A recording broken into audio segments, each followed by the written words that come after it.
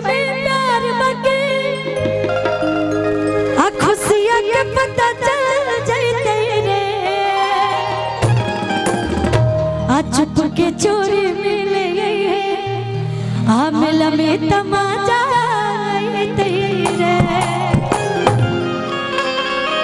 जितने हमारे यहाँ पे भाई मित्र दोस्त के लिए ये लाइन है,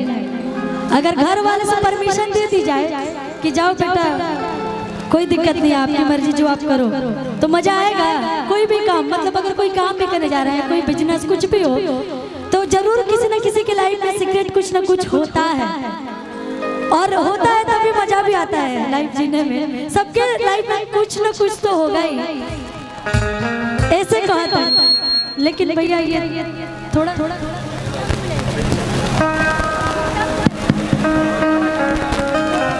झुमटा कि तू लाख छुपाई में प्यार बके आ दुनिया के पता चल जाते रे आ चुप के चोरी मिले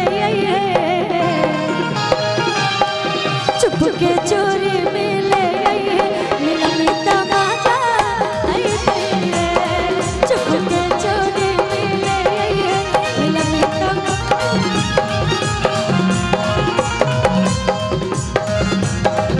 तू लाख छुपाई में प्यार बके तू लाख छुपाई में प्यार बके दुनिया के पता